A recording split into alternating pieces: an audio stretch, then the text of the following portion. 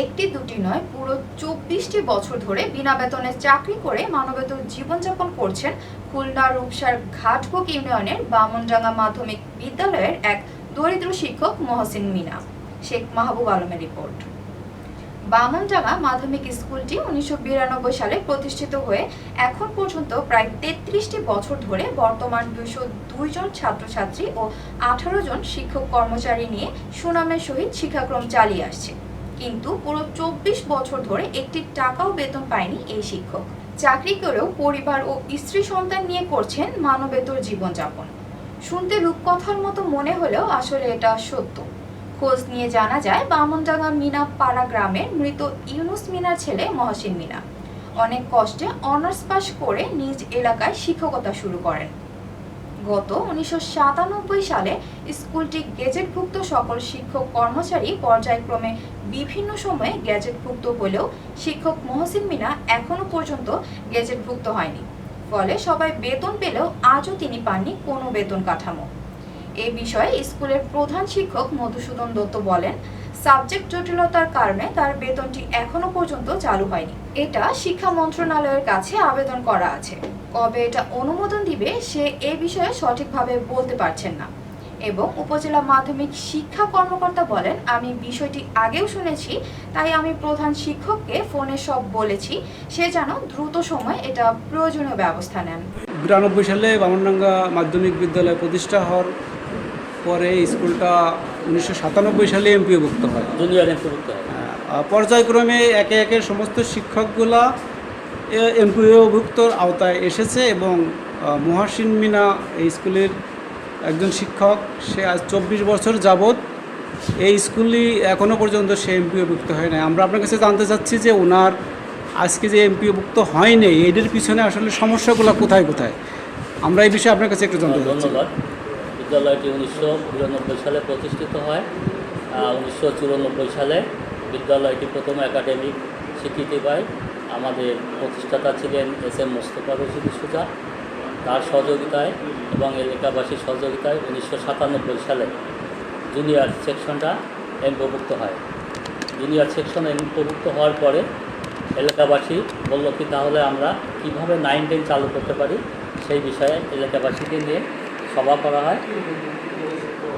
সভা করার পরে তাহলে সেই সময় স্টাফিং প্যাটার্নে অধিকাংশ ইস্যু ছিল সহকারী শিক্ষক, কোনো টাইটেল ছিল না। বাংলা, ইংরেজি এসব বা সমাজবিজ্ঞান এরকম কোনো টাইটেল ছিল না। তবু আমরা ভাবলাম যে ভালো একজন ইংলিশ টিচার, একজন বাংলা টিচার একে নিয়োগ দেওয়ার দরকার। সকলের সম্মতিক্রমে সেইভাবে বিজ্ঞপ্তি দেওয়া হয়। মহসিনও আবেদন করে ইংলিশ হিসাবে, আর জাহাঙ্গীর হোসেন আবেদন করে। কিন্তু নিয়োগকৃত যে বোর্ড ছিল সেখান থেকে ডিজি প্রতিনিধি ছিল জেলা স্কুল থেকে প্রধান শিক্ষক। সে বললো কি যে কমার্সে তো ইংলিশ আছে, তো বললো না ইংলিশ নাই। এগুলো এখন যেহেতু ওই কমার্সেরও ইংলিশ টিচার হিসেবে অনেক জায়গায় বিল হয়েছে, যেমন গোয়ারা হয়েছে, সে কমার্সের টিচার ছিল, ইংলিশ হিসাবে সে বিল করাতে পেরেছে।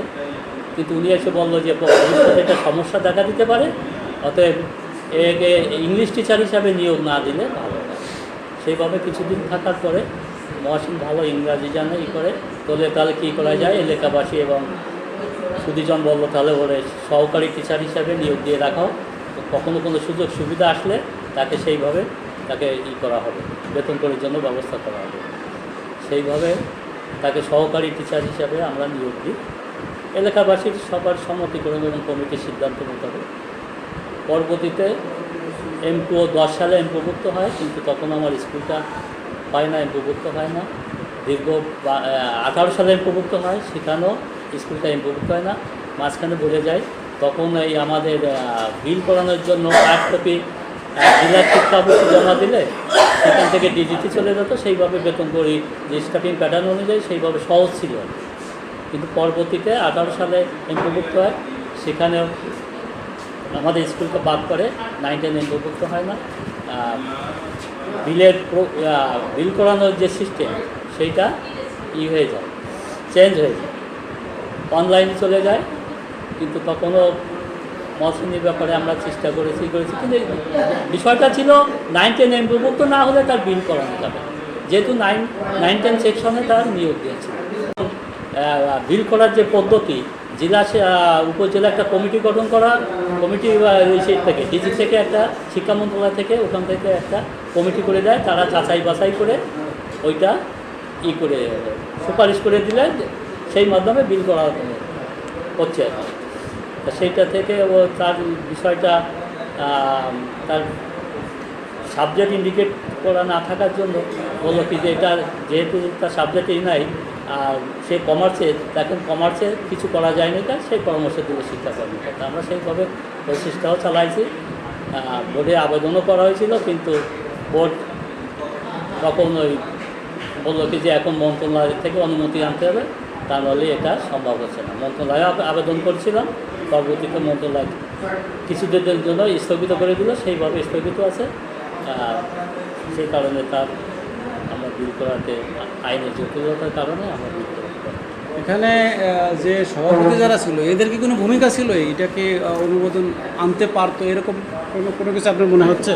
না, অনুমতির জন্য মজুমদার ভাইও রেজুলেশন করে দিয়েছিল, করে দিয়েছিল। আমরা বোর্ডে আবেদনও করেছিলাম, কিন্তু বোর্ড ওইটা বললো যে এখন শিক্ষা মন্ত্রণালয় থেকে অনুমতি নেওয়া যাবে। তখন তো আমরা আবেদনও করেছি, আবেদনও আছে আমার কাছে।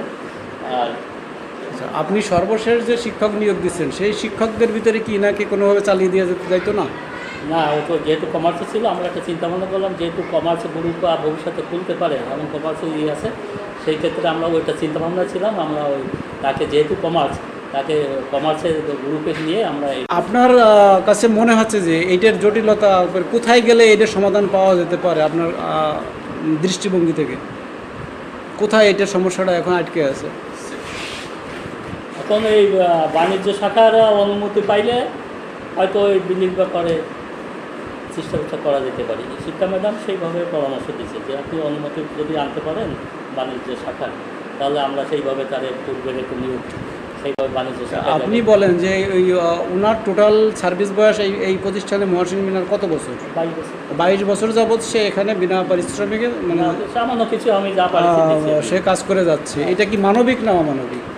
মানে এটা আমি আপনার দোষের মধ্যে নিচ্ছি না, জাস্ট আপনি খালি একটু বলেন যে এটা আপনার দৃষ্টিকোণ থেকে সে কি। আমরা যতদূর পারি তাকে কম বেশি টাকা পয়সা বেতন করি সামান্য দিয়েছি আর কি, কিন্তু এটা অমানবিক মনে হয় যে তার বেতন করি করাতে পারি না বা করতে পারি না, সেটা আমাদের সবার জন্য, আমার জন্য এবং স্টাফের জন্য খুবই কষ্টদায়ক। আমরা আসছিলাম যে বামনডাঙ্গা স্কুলে প্রধান শিক্ষক মধুসূদনের কাছে আমরা গিয়েছিলাম। ওই স্কুলে মহাসিন মিনা নামে একজন শিক্ষক আছে, আজ 25 যাবৎ ওই স্কুলে উনি শ্রম দিয়ে যাচ্ছে বিনা বেতনে। তা আর কতদিন উনি পরিশ্রম করবে, আর কতদিন পর্যন্ত এই লোকটা বিনা বেতনে কাজ করবে? এই তার ওই যে সাবজেক্ট জটিলতায় পড়ে তার বেতনটা বন্ধ হয়ে আছে। এখন আমরা তো সব জায়গায় যাচ্ছি, কিন্তু আপনি আপনার মতে কি নির্দেশনা আছে বা কি কোন ওয়েতে হাঁটলে ওই লোকটা আজকের এই সমস্যা থেকে উঠে আসবে এবং তার বেতনটা পাবে? আপনি একটু আপনার সংক্ষিপ্ত বক্তব্য। আসলে এই বিষয়টা আমিও কিছুটা হলেও জানি। সাবজেক্ট একটা জটিলতা, আমাদের তো প্রতিটা বেসরকারি স্কুলে একটা টিচার যে কাঠামো আছে সেই অনুযায়ী আমাদের টিচাররা নিয়োগপ্রাপ্ত হন এবং তাদের এমপিও হয়। ওনার যখন নিয়োগ হয়েছিল তখন ওনাকে যেভাবে নিয়োগ দেওয়া হয়েছিল, আসলে পরবর্তীতে ওনাকে সেই পদে রাখতে পারেন নাই, এরকম একটা জটিলতা আছে। আমি প্রধান শিক্ষক টিচারের সাথে আমার কথা হয়েছে, ওনাকে আমি বলেছি যেহেতু দীর্ঘদিন একজন শিক্ষক শ্রম দিয়ে যাচ্ছেন, উনি যাতে অতি শীঘ্রই ওনার এমপিওর বিষয় একটা সুরাহা হয়। আপনার সেক্ষেত্রে আপনি মন্ত্রণালয়ে যান, দেখেন যে সেখানে কোনো পূর্বের যে সমস্ত নীতি বিধি ছিল সেই বিধির মধ্যে ফেলে ওনার যাতে দ্রুত এমপিওটা করানো যায়। এবং প্রধান শিক্ষক আমাকে আশ্বস্ত করেছেন উনি প্রতি সপ্তাহে যাবেন।